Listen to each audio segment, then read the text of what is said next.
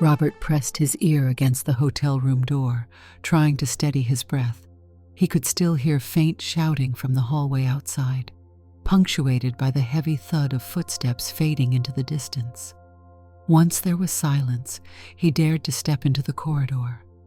Its dingy carpet smelled of stale smoke, and the blinking overhead lights seemed like a bad omen. His heart thumped so loudly he swore it echoed through his entire body. No one was around. He needed to make sure nobody had seen him. Slowly he slipped past the elevator and took the stairs 2 at a time, each footfall electrified by adrenaline. It was only after he burst out the side entrance into the cold night air that he let himself breathe. Only minutes before, Robert had stumbled upon a scene straight out of the nightmares he never knew he would have. There, in a suite he had been summoned to for what was supposed to be a simple meeting, he watched a man with cold, reptilian eyes corner a local business owner. Voices had escalated, and within moments, Robert witnessed a brutal crime. The business owner was shot in cold blood. Robert's presence in the hallway had been an unfortunate coincidence.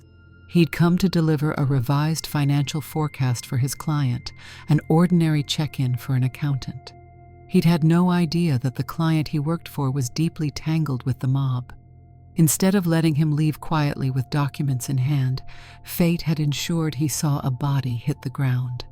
The killer, renowned enforcer Anton Moretti, locked eyes with him for what felt like an eternity.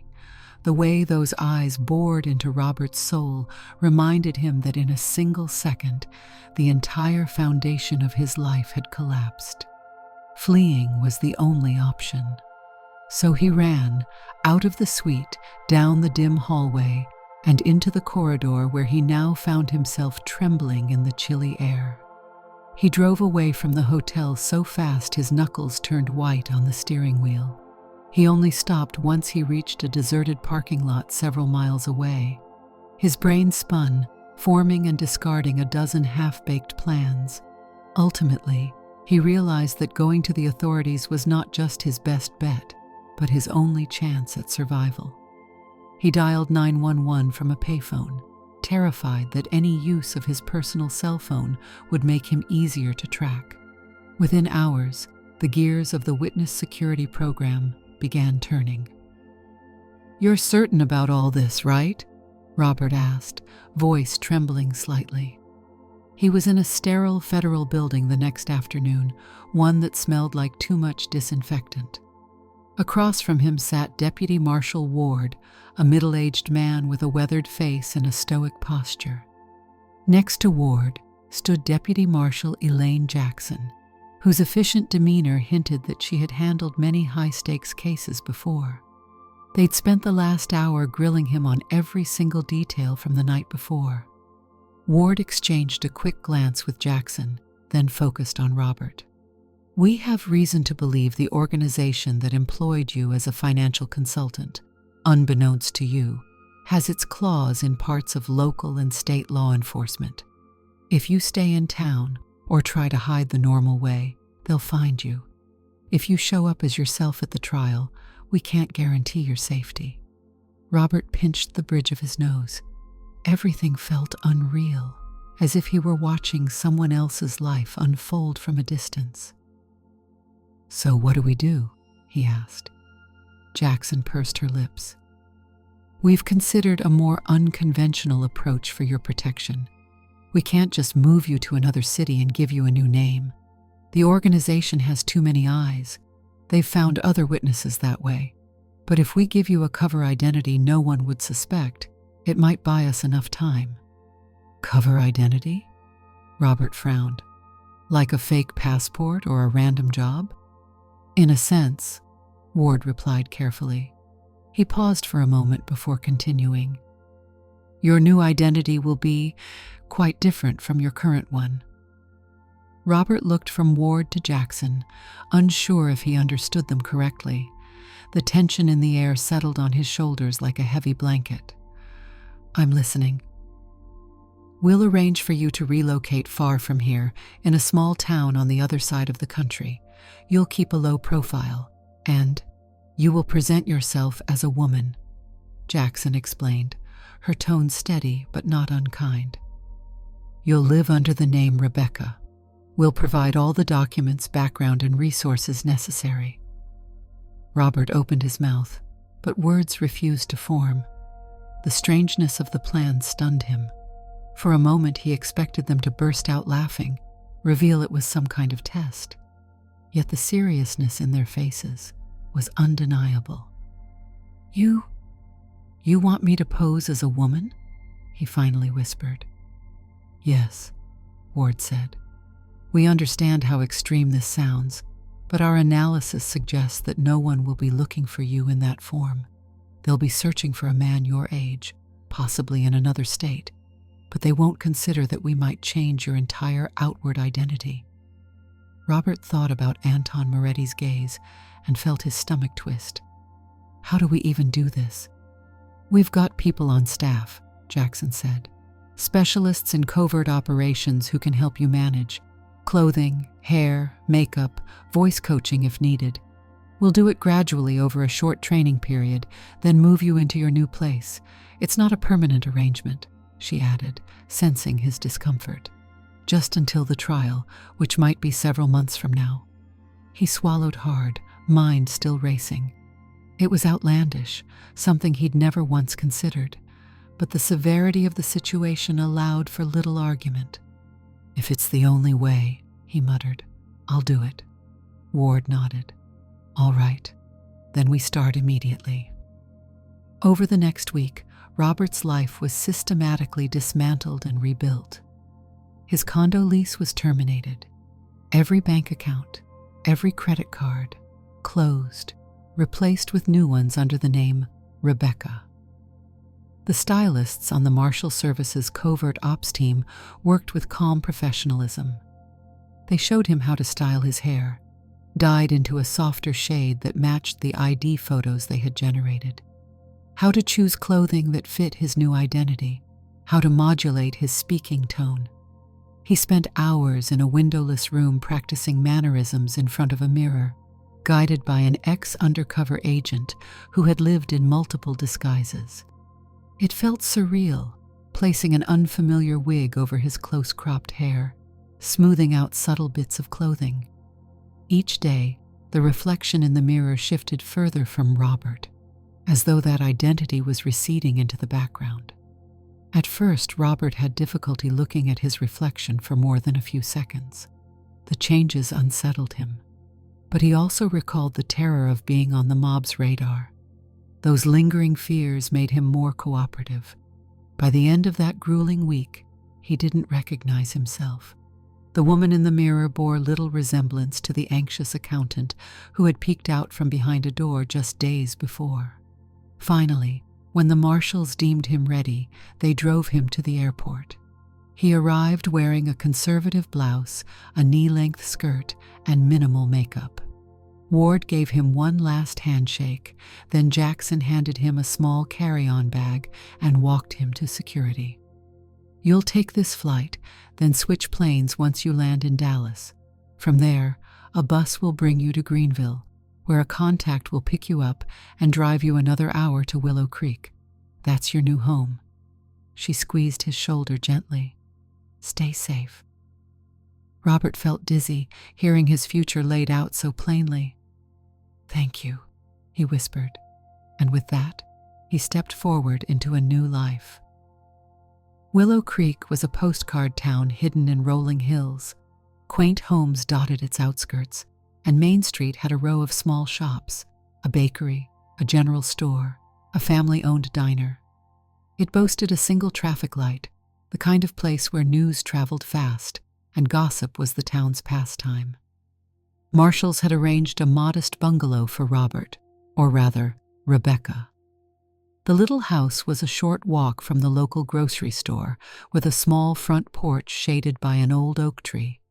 The sound of rustling leaves greeted him as he stepped from the borrowed car. The driver, an operative from the Marshal's local branch, handed him a set of keys. "All utilities are set up," the operative explained. "Ward and Jackson will be in touch through secure channels. Keep the phone we gave you with you at all times." And remember, you're new in town, moved here for a quiet life, fresh start. We've also set up a job for you at the county offices, filing clerk, low stress, easy to blend in." Robert nodded, a tremor in his fingertips as he gripped the keys. "Got it." The operative gave him a curt nod and departed. Robert stood on the porch, scanning the tidy lawn, the neat flower bed that needed some weeding. Everything felt peaceful, so different from the chaos he had left behind. He inhaled the crisp country air and opened the front door. The bungalow had a sparse living room, a modest kitchen, a single bedroom, and a small bathroom. All of it was furnished simply. Dropping his suitcase in the living room, he wandered through, flipping on lights. This was his home now, until the trial. Once that day came, he could testify and hopefully reclaim some semblance of normalcy. For now, he was Rebecca, a woman living alone in a quiet town. On Monday morning, Rebecca began work at the county offices. The building was a converted White House near City Hall. Inside, people bustled around with stacks of forms and file folders. The place had that faint smell of coffee and ink. Robert knew he must appear anxious, so he tried to keep his body language calm. He introduced himself to the office manager, Linda, a cheerful woman with short curls and a bright smile. "Hi, I'm Rebecca," he said, forcing a small smile. "I'm supposed to start today?" Linda beamed. "So happy to have you. We really needed an extra set of hands. Come on, I'll show you your desk." She led him through a maze of low cubicles until they arrived at a little workstation. "You'll mostly handle filing, organizing old county records, basic data entry. Let me know if you need anything." Robert thanked her and settled in. For a few minutes he adjusted the office chair, typed in the usernames and passwords he'd been given, and tried not to panic if he caught anyone's curious gaze. His transformation was thorough, but he still felt unsteady if anyone stared too long, as though they might see right through him. An hour later, Linda returned, carrying a small stack of papers. "Rebecca, I'd like you to meet Avery. He's been with us for a while and can show you the ropes." She waved over a tall man in his late 20s.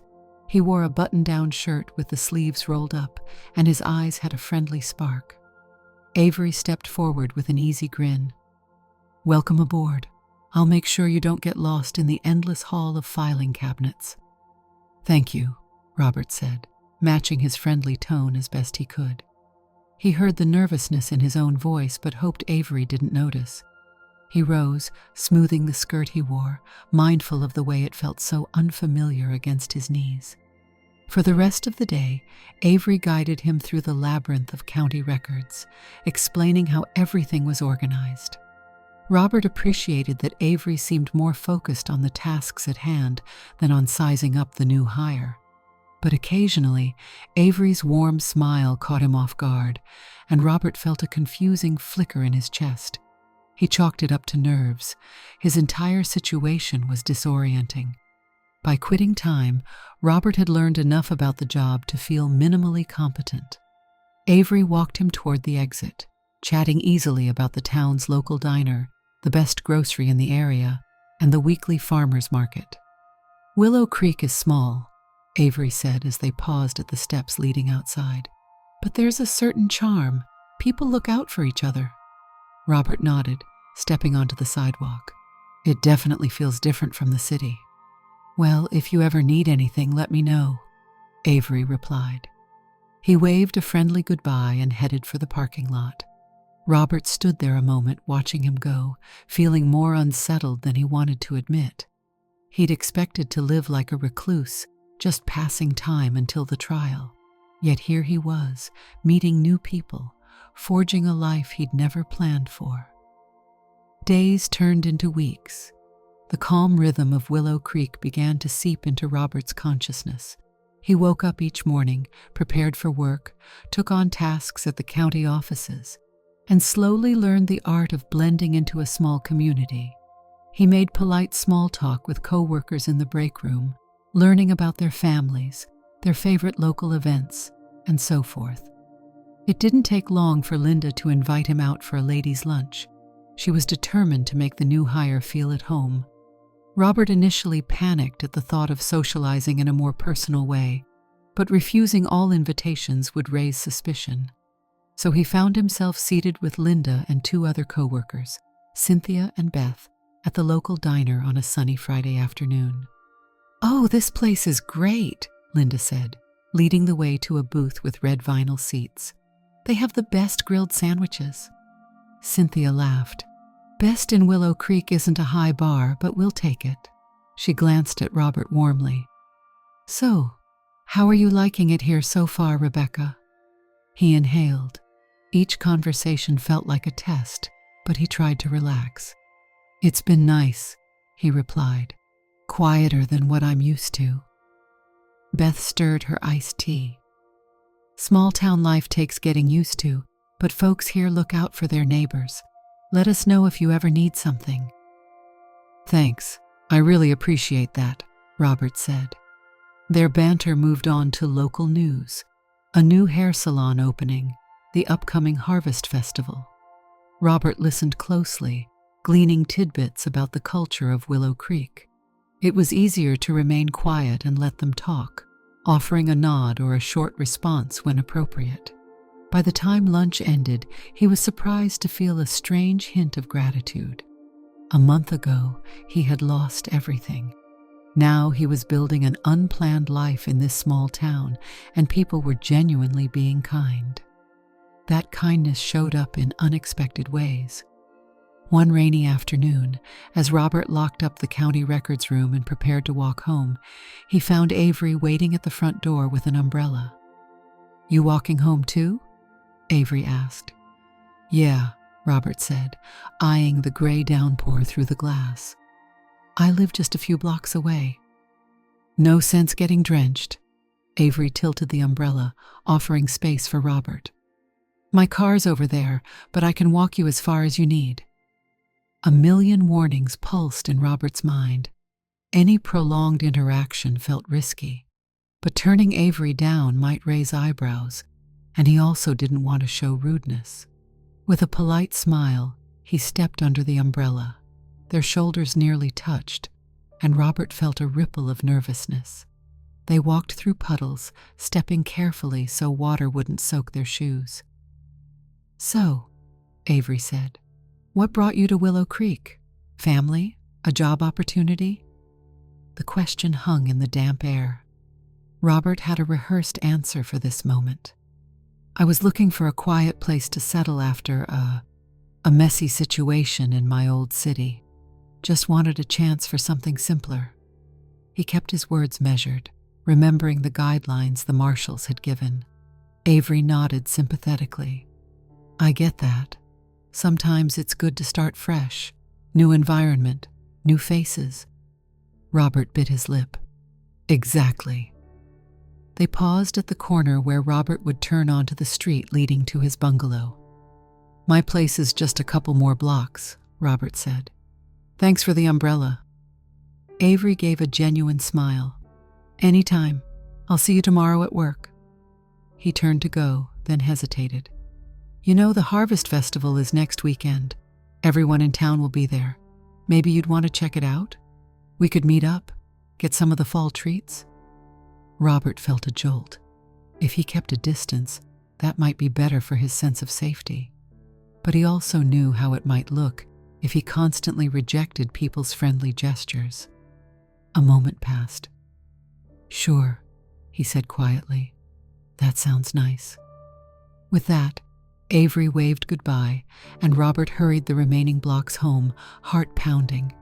This was more complicated than he imagined. He hadn't expected to form friendships in Willow Creek, let alone anything stronger. Yet over the following weeks, he caught himself looking forward to morning chats with Avery. Their conversations were about ordinary things, local events, hobbies, even silly jokes about the quirks of county records. Something about Avery's straightforward kindness felt like a lifeline in a storm of secrecy. Meanwhile, Robert tried to lay low. He never left the house at night except for a quick run to the grocery store. He kept a second phone hidden, the secure line to communicate with the marshals. Occasionally, Deputy Marshal Jackson would update him on the trial schedule. The wheels of justice turned slowly, but a date was finally inching closer on the calendar. That knowledge both comforted and frightened him. "Are you holding up okay?" Jackson asked in one phone call, her tone more gentle than usual. "We know this is a lot." "Some days are easier than others," Robert admitted. "But I'm managing." He omitted the fact that he was managing more than just day-to-day tasks. He was navigating a life that, to his surprise, felt oddly real. Part of him was alarmed at how quickly he adapted to wearing feminine clothing, applying subtle makeup each morning, letting people call him Rebecca. He told himself it was just a role, but he couldn't ignore that the role felt a little less alien each day. The Harvest Festival arrived with bright orange pumpkins, hay bales, and crisp autumn air. Main Street transformed into a lively fairground with wooden stalls selling homemade pies, hot cider, and knit scarves. Children squealed with delight as they ran between the booths, and local musicians performed folk tunes on a small stage. It felt like a classic small-town celebration. Robert showed up in jeans and a warm sweater, trying not to stand out. He was still getting used to going by Rebecca in public, but the townsfolk greeted him warmly. Linda waved him over to a stall where she was helping sell apple fritters. Beth was there too, dressed in flannel and wearing a big grin. "Hey there, Rebecca," Linda called. "Try a sample." He tasted a piece of fresh apple fritter, savoring the sweet dough and feeling a wave of gratitude that, for a moment, drowned out all his anxiety. Soon he spotted Avery across the street. The tall man wore a light jacket and was chatting with a vendor. When he saw Robert, he smiled and beckoned him over. "You have to try the cider donuts," Avery said as Robert approached. "They're legendary." Robert chuckled softly. "I'm working my way around." They wandered the festival together, sipping hot cider, occasionally pausing to wave at familiar faces from the county offices. It was almost easy to forget the unspoken layer of tension that lurked beneath every step Robert took. But every so often, a flicker of worry surfaced. He'd scan the crowd, half expecting a stranger who didn't belong, someone who might be connected to Anton Moretti. Yet no one gave off that sense of threat. Willow Creek really was as calm as it appeared. At one booth, they played a ring toss game for a chance to win a stuffed bear. Avery, with far better aim, landed 2 rings and jokingly offered the prize to Robert. "You want it?" he teased. Robert laughed, feeling his cheeks warm. "Sure," he said, accepting the small plush bear. He held it awkwardly, not entirely sure what to do, but it was a surprisingly sweet gesture. As dusk settled, the festival glowed with strings of lights overhead. People gathered around a bonfire in the park. Robert and Avery found a spot on a hay bale and talked about the simplest things, what they liked to cook, childhood memories of holidays, stories from college, though Robert had to be careful to keep his timeline vague. The conversation was so easy that Robert almost forgot to keep track of the new identity he wore. It felt strange, sharing pieces of Rebecca's background, weaving them with half-truths from his real past. In a softer moment, Avery turned to him, his gaze thoughtful. "I'm glad you decided to come," he said over the crackling bonfire. "I was hoping you would." Robert's heart pounded. He let out a slow breath. "I was too. This was nice." They lingered until the crowd began dispersing. Avery insisted on walking Robert home again, the two of them strolling under the streetlights in companionable quiet. Once they reached his porch, Robert felt a swirl of gratitude and guilt. Gratitude for the warmth in Avery's eyes, guilt because of the monumental secret overshadowing everything. "Thanks for the night," he said softly, stepping onto the porch. "I appreciate it." Avery simply nodded. "Anytime." Sleep well, Rebecca." The sound of that name on Avery's lips filled Robert with conflicting emotions. He closed the door, leaning against it, the stuffed bear still in his arms. Tomorrow, he knew, he'd wake up and continue this charade. But was it only a charade if he no longer fully rejected it? One Sunday evening, not long after the Harvest Festival, Robert found himself driving to a convenience store on the edge of town. He needed a few items and wanted to avoid the busier spots where the neighbors might decide to chat. His plan was to grab a few groceries, then hurry home. In the store aisle, while picking out cereal, he ran into Linda. She smiled widely upon seeing him. "Rebecca, didn't know you shopped way out here." He forced a polite grin. "I just like a change of pace sometimes." They made small talk before Linda mentioned, almost casually, "We've all noticed you and Avery have been talking more at work, and I heard you two spent time together at the festival. He's a great guy." Robert felt his pulse spike. He managed a neutral nod. "He is. We get along well." Linda gave him a kind, knowing smile that made him feel flush. "He's had a rough couple of years, lost some close family members and moved here for work. But he's got a big heart." Robert tried to quell the swirl of nervousness. He smiled politely, responding, "I've definitely seen that." Linda's eyes sparkled. "Well, I'll let you finish shopping. Don't be a stranger, okay?" She waved and walked away. Standing there, Robert replayed her words. He realized the entire office was probably speculating about Rebecca and Avery. The thought both frightened and intrigued him. He left the store with his groceries, unsettled, but also aware that if it came down to it, these people's curiosity was a testament to how thoroughly he'd blended into Willow Creek. For security's sake, it was a victory, yet it felt oddly personal too. Weeks slipped by, and daily life became a balancing act. Robert would wake early to style his hair and put on a subdued outfit suitable for Rebecca. He'd work at the county offices, share friendly banter with co-workers, and occasionally spend time with Avery, whether it was grabbing a quick coffee or exchanging texts about mundane things. Evenings brought quiet reflection and a phone call from the marshals every once in a while. The trial date loomed closer. One night, Jackson informed him that final preparations were underway to bring the case to court. Anton Moretti had been arrested on a separate matter, but was still pulling strings from inside. The government was determined to see him convicted, and Robert's testimony was critical. Though no exact date was confirmed, it would likely happen in a few months. He hung up the phone, tension radiating through every muscle. He was torn between wanting this to end and dreading the day he would have to appear in court, face the mobster who would surely recognize him instantly. Still, as the holiday season approached, Willow Creek took on a festive charm. Strings of lights adorned the lampposts, the local shops displayed seasonal decorations, and people planned potlucks. Robert found himself invited to a holiday party at Linda's home. Avery would be there, along with the rest of the office crowd. "That's very kind," Robert said when Linda invited him. "I'll bring something. Maybe cookies?" Linda clapped her hands. "Yes, cookies are perfect. This will be a great chance for all of us to celebrate the end of the year." At home that night, Robert carefully flipped through a cookbook. He wasn't a talented baker, but he wanted to make something good.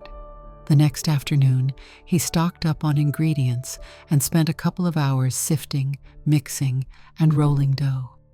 The entire process felt surprisingly soothing, a simple domestic task that anchored him in the present. When he arrived at Linda's, the house was full of laughter and holiday music playing on a small stereo. A Christmas tree twinkled in the corner, and people wore cozy sweaters. Robert set the plate of cookies on the table, scanning the crowd. Avery caught his eye from across the living room. He made his way over, offering that familiar, welcoming smile. "Looking festive," Avery teased, glancing at Robert's knit sweater that had a tasteful snowflake pattern. Robert chuckled. I tried. They settled on Linda's sofa to chat, and after a few minutes, Linda joined them, followed by Beth and Cynthia. Soon, a spirited conversation bloomed. They joked about work mishaps, shared stories about odd calls from the public. Laughter flowed easily. Somewhere in the midst of that cozy gathering, Robert recognized that he was actually enjoying himself, not merely playing a role. A neighbor Linda had also invited, brought out an old guitar and started playing holiday tunes, prompting more laughter and even some singing. Robert noticed how Avery's gaze occasionally lingered on him, how Avery's knee would brush his whenever they shifted on the couch. "Hey," Avery said softly, leaning closer so only Robert could hear. "After the holidays, maybe you and I could have dinner somewhere besides the local diner. There's a spot about half an hour away that has better steak." Robert felt a flush creep over his cheeks. The request felt like a date. He'd never expected to be in such a scenario, posing as a woman, receiving an invitation that carried a note of genuine interest. He hesitated, the weight of the secret on his chest. But Avery's eyes held such earnest warmth. "Sure," Robert said, barely above a whisper. "That could be nice." Avery's smile widened, and Robert felt a confused flutter. This was heading into territory that mixed duty and genuine emotion. After the holidays, winter cold settled on Willow Creek. Robert found reasons to dodge the dinner invitation for a couple of weeks, citing busy schedules or after-work errands. But Avery's gentle persistence finally prevailed, and Robert agreed. They arranged to drive out to a small restaurant in a neighboring town, known for its cozy cabin ambiance. The night of the dinner, Robert spent longer than usual dressing. He picked a simple sweater and comfortable pants, hoping to appear put together without overdoing it. The drive was quiet, both of them making small talk about the weather, about an upcoming project at work. However, the air in the car felt charged with unspoken tension. The restaurant was small, indeed designed like a rustic lodge. They chose a table near the fireplace. A warm glow lit Avery's face as he looked over the menu. "I've heard everything here is good," he remarked. Robert nodded, scanning the entries. In the background, soft guitar music played. It struck him how normal this might look to any outside observer. Two people out for a relaxing evening. He tried to calm his pulse. Midway through the meal, Avery gave him a contemplative look. "I hope this isn't too forward," he began. "But you've become important to me, Rebecca. I know we haven't known each other all that long, but I just appreciate the time we spend together." Robert gripped his fork, searching for an appropriate response. "I appreciate it too," he murmured. It was not a lie. On some level, he cherished Avery's kindness. Avery continued, choosing each word carefully. "I won't rush you, and I know you mentioned a complicated past. If you need to go at a slow pace, that's fine. But I want you to know my intentions are genuine. I'd like to see where this could go." The revelation made Robert's mind spin. He felt a knot in his chest that was equal parts warmth and dread. Should he tell Avery the truth right now? Doing so would compromise the entire operation. He'd be risking both their lives. Yet staying quiet felt dishonest. He managed to hold Avery's gaze. There are things I can't talk about right now. It doesn't mean I don't want to. I just can't." Avery reached across the small table and gently placed his hand over Robert's. "I understand. I won't push. If you ever want to share more, I'll listen." Robert nodded, feeling moisture gather in his eyes. The moment was so poignant that he had to look away to maintain composure. He forced a small laugh. "So, how about dessert?" Avery smiled, relieved to lighten the tension. "I'm all for dessert." They finished the meal with a sweet slice of pie. On the drive back, Avery put on a local radio station that played old classics, and he hummed along softly, occasionally glancing at Robert as if ensuring he was okay. By the time Avery pulled up to Robert's bungalow, the night felt heavy with a sense of possibilities and problems Robert never thought he'd face. "Thanks for dinner," Robert said, stepping out of the car. His voice sounded shaky, which made him inwardly cringe. Avery nodded. "Thank you for coming with me." Another pause. "If you ever want to talk or just spend time, I'm here." Robert mustered a smile. "I'll keep that in mind. Good night, Avery." "Good night." Inside the bungalow, Robert flicked on a lamp and sank into the couch, letting the swirl of emotions crash over him. He had never expected to feel so entangled. When he first arrived in Willow Creek, it was a ruse to stay alive until the trial. But day by day, it was turning into something he wasn't entirely prepared for. As spring approached, the trial date finally locked into place. The marshals called him early one morning, instructing him to prepare for travel to a secure location where he would be briefed. The date was 4 weeks away. When he hung up, Robert felt both relief that the ordeal would soon be over and dread about what it might mean for his life in Willow Creek. The marshals flew him out of state to a safe house. There, he spent 2 days meeting with prosecutors, memorizing statements, and practicing how to present himself in court. On the flight back, he stared out the window, reflecting on how surreal it was. One moment, discussing legal testimony about a mob murder. The next, returning to a quaint town where he'd built a life as Rebecca. He arrived back in Willow Creek, exhausted. Part of him wanted to confide in Avery, to mention at least that he had some major secret commitment. But it was too risky, so he pretended he'd taken a quick trip to see relatives. Days slipped by. The court date loomed like a quiet storm on the horizon. One evening, Avery invited him to a small barbecue. Robert, not wanting to raise suspicion, accepted. It was a modest gathering with Avery's friends from a nearby county. They grilled burgers, sipped lemonade, chatted under the fading daylight. Robert felt welcomed, yet also torn, as every kindness deepened the sense of duplicity. After the meal, Avery pulled Robert aside, leading him around the corner of the house, away from the chatter. "Hey," he said softly.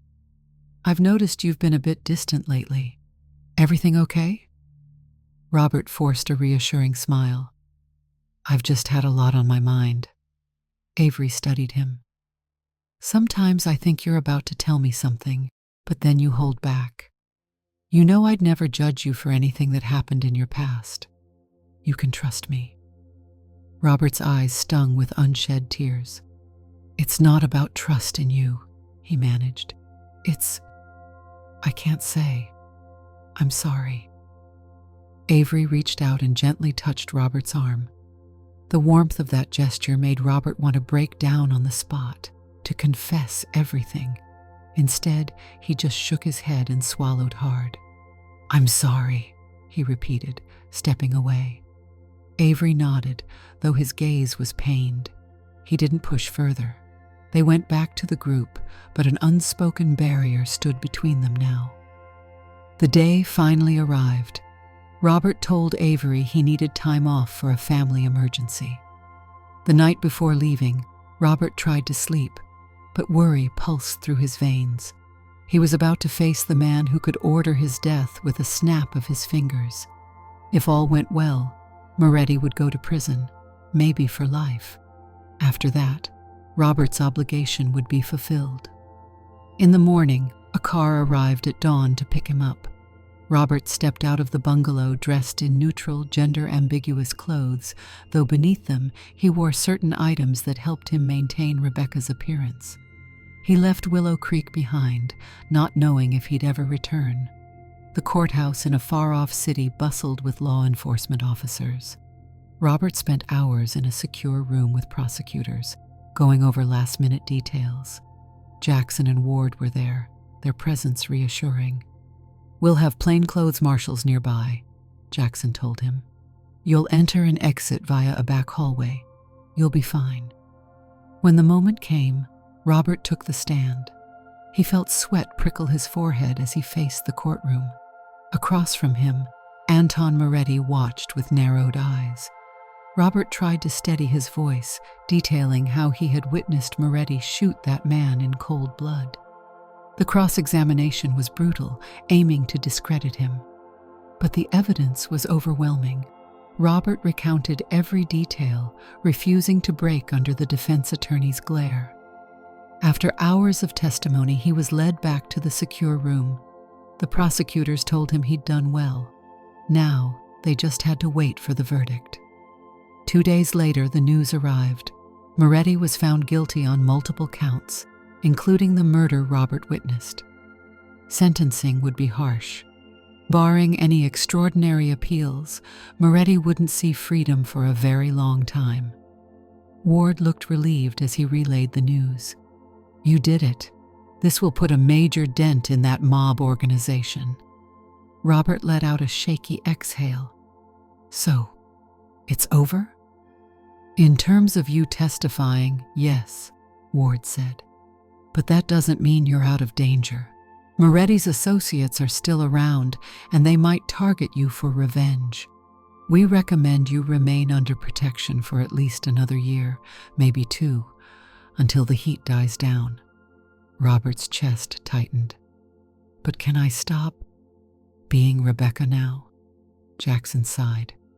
"We don't advise it, not yet. You're still safer under that identity. If you want to move again, we can do that.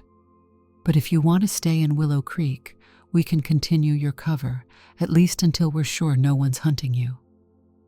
Stay in Willow Creek. The option rang in Robert's head. A swirl of conflicting emotions arose. Willow Creek was the one place where he had found a sense of everyday belonging. And Avery. He'd formed a connection that was more than fleeting, but that connection was built on deception. Could he continue? He closed his eyes. "I need to think," he murmured. Jackson nodded. "That's fair. Take a few days. We'll make whatever arrangements you decide." Robert spent the next week holed up in a remote safe house, wrestling with his thoughts. He didn't want to stay in some indefinite limbo forever.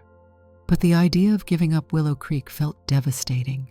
He realized with a shock that Willow Creek and the people there had come to mean something deeper than he imagined. Yet how could he return to Avery, to Linda, to all of them, while continuing this ruse? One evening, the marshals asked if he was any closer to deciding. Robert asked if he could at least retrieve his things from the bungalow, settle his affairs. Jackson agreed, and they arranged a discreet trip back. Robert arrived late, stepping into the bungalow that had become a second home. Dust motes floated in the dim lamplight. He scanned the living room, the furniture that had grown familiar.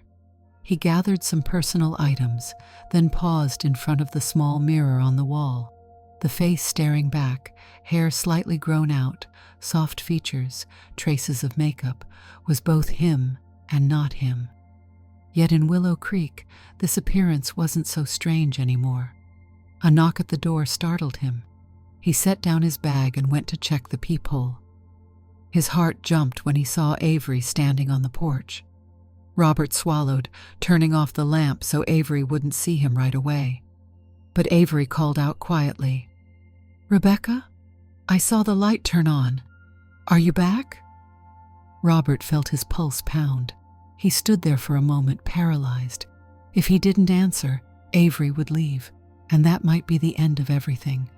Something within him refused to let that happen. He opened the door slightly, peeking out. Avery's eyes widened with relief. "You're here. Are you okay?" He tried to look inside.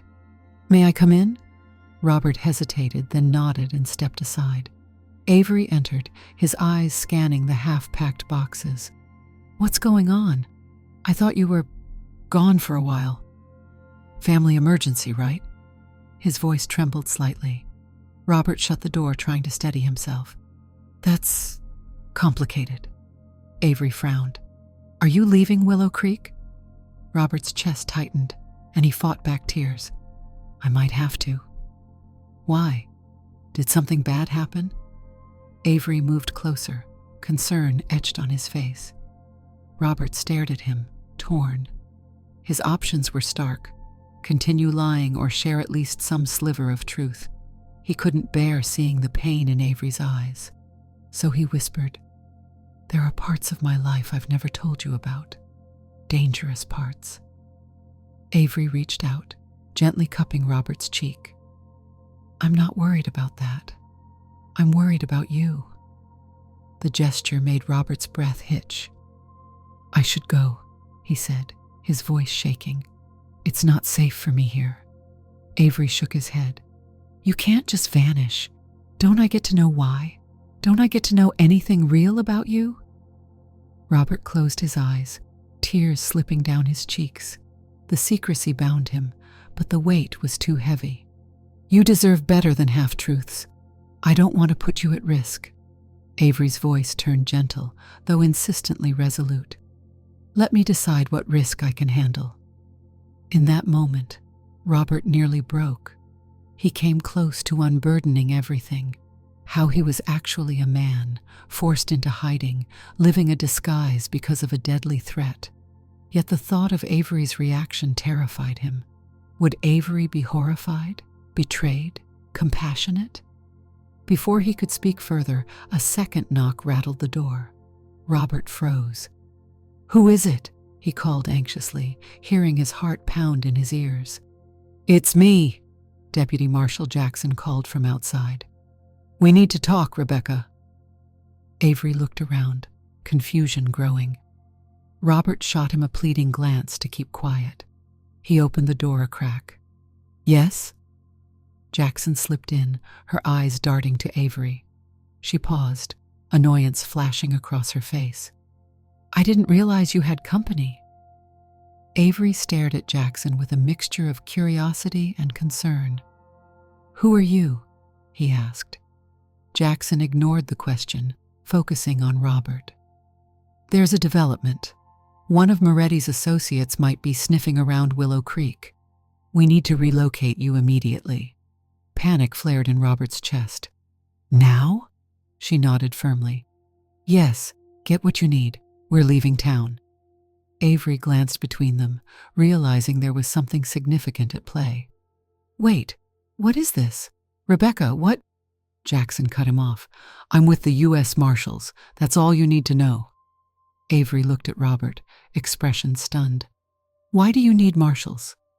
Robert couldn't meet his eyes. He tried to force out something, anything, to protect Avery. I'm in witness protection, he admitted, tears welling again. I saw something terrible, and these people are after me. Avery's expression softened into alarm. Then we need to protect you. Let me help. Jackson shook her head. This is a federal matter. We appreciate the concern, but it's too dangerous for civilians. We have to move quickly. Robert hurried to gather the essentials while Avery followed anxiously. Just before Robert stepped out the door, Avery caught his arm. Rebecca, please, tell me you'll be safe. Tell me you'll reach out when you can. Robert's throat closed up. He offered a trembling nod, feeling the pain of possibly never seeing Avery again. I'll try, he whispered, though he had no guarantee. Avery pulled him into a sudden, desperate hug. Robert found himself clinging, tears slipping free. Then Jackson ushered Robert outside, into a waiting sedan with tinted windows. Avery watched from the porch, eyes full of heartbreak and confusion, as the car pulled away. 2 weeks passed. Robert was holed up in another safe house while marshals verified the seriousness of the new threat. Rumors circulated that Moretti's men wanted revenge for the testimony. The marshals recommended another relocation far from Willow Creek. But Robert found himself resisting. He couldn't erase the life he'd begun, the connections he'd formed. On a late-night phone call, he told Jackson he needed a compromise. I don't want to vanish into another unknown town. he insisted. I've grown attached, and I hate lying to everyone. Jackson's tone softened, though her stance remained firm. We can't blow your cover. That would put you in serious danger. Then let me return to Willow Creek with a new security plan, Robert pleaded. If someone found out, they probably already suspect where I was living. But maybe it was a false alarm, or maybe we can handle it some other way. Jackson exhaled. I'll talk to Ward, but we can't ignore the risk. Even if you go back, you can't reveal your true identity. Robert closed his eyes, picturing Avery's face. I understand.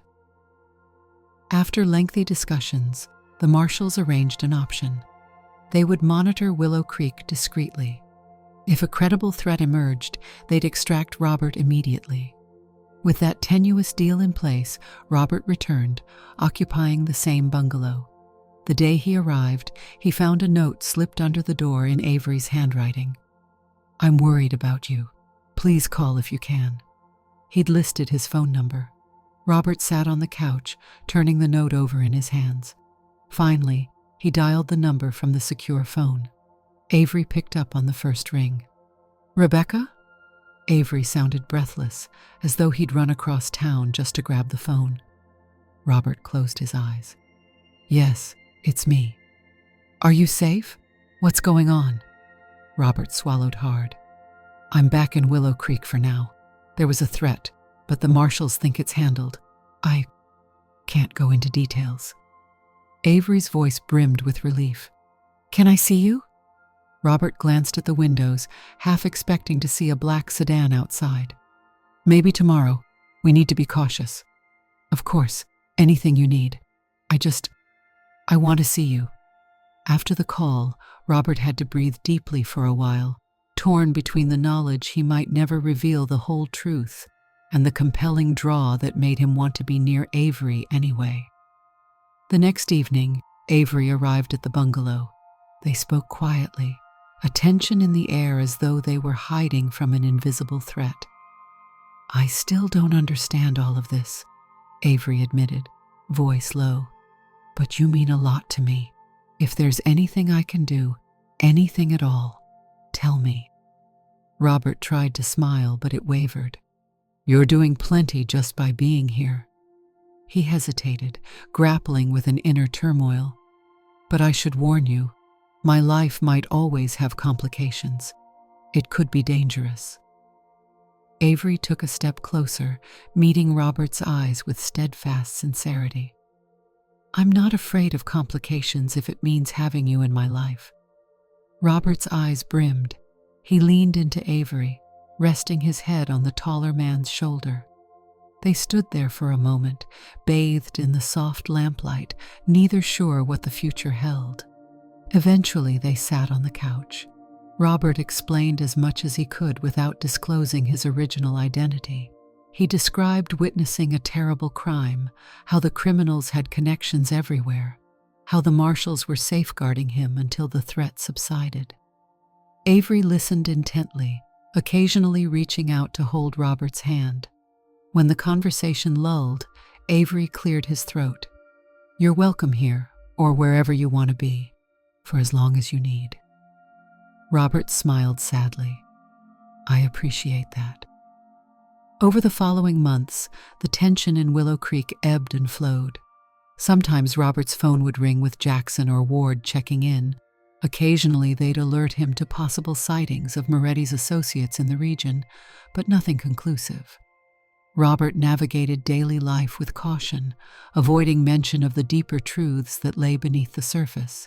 He remained Rebecca to everyone, carefully balancing the genuine affection he felt for the people around him with the knowledge that it was all built on a hidden foundation. Avery became an anchor in this unpredictable storm. They found small joys, cooking dinner together, strolling through the farmer's market on weekends, watching old movies. Whenever guilt gnawed at Robert, he remembered that this arrangement was the safest for all involved. The alternatives seemed bleak, yet Robert could not ignore the looming question of identity. When the threat fully passed, did he want to abandon Rebecca and attempt to reclaim Robert? Or had the new life become something he could continue, even if it meant living with secrets forever? A late spring evening found them on Avery's back porch, the warm breeze carrying the scent of fresh grass. Fireflies danced in the yard. Avery handed Robert a glass of lemonade, then eased into a chair beside him. "I've been thinking," Avery said, watching the flicker of fireflies. "If you ever want to leave Willow Creek to find a safer place, I'd understand. But I'd also come with you, if you let me." Robert felt tears threaten to form. "You'd uproot everything for me?" Avery nodded solemnly. "If it meant you'd feel safer." "Yes." Robert's heart tumbled with emotion. He had never expected this depth of devotion. Resting a hand on Avery's shoulder, Robert whispered, "That means more than I can say." They fell silent, looking at the night sky. Robert realized he was facing a complex crossroads. The trial was over, but the fallout lingered. The mob might still search for him. Willow Creek was home, yet it might never be entirely safe. And within Robert's own heart, the question remained, who was he, truly, and could he sustain this path? But for now, he put those questions aside. The future would unfold, with or without answers. What mattered at that moment was the tranquil hush of the night, the gentle press of Avery's arm against his own, and the sense of belonging that, despite all odds, had bloomed in a little town called Willow Creek. A few months later, Robert made one final trip to meet the marshals at a designated location. This time the news was more optimistic. Key members of Moretti's organization had been taken into custody or cut deals. The lingering threat was minimal. Ward suggested Robert could finally let go of the strictest aspects of witness security if he felt ready. However, returning to his old identity would be complicated and not entirely without risk. Alone in a quiet conference room, Robert wrestled with the decision. Becoming Rebecca had started as a desperate measure, but in Willow Creek, he found connections he'd never imagined. He thought of Linda, Cynthia, Beth, the comforting routine at the county offices, the closeness he'd built with Avery. All of it would vanish if he abruptly announced he was Robert. Even if he were to come out with the whole truth, there was no telling how the community, or Avery, would react. Eventually, Robert spoke with Jackson and Ward. He took a shaky breath. "I'll stay as Rebecca. Willow Creek is important to me." Ward nodded, respect evident in his gaze. "We'll finalize what we can, maintain minimal oversight. If anything changes, call us immediately." Robert thanked them. It was bittersweet, realizing he was sealing off the life of Robert for an indefinite period. But he believed that in Willow Creek, as Rebecca, he had at least found some measure of peace. He returned to the bungalow with a new sense of finality. Late that evening, Avery stopped by. They sat in the living room as Robert relayed the essence of what the marshals had told him, that the worst was over, but there might still be reasons to be cautious. "So you're staying," Avery said, relief flooding his features. "Does that mean we can build something more permanent?" Robert looked at him, heart full. "Yes," he whispered, though the swirl of complexities remained. Still, for tonight, that answer was enough. They leaned toward each other, and Avery pressed a tender kiss to Robert's forehead. Robert closed his eyes, letting the moment wash over him.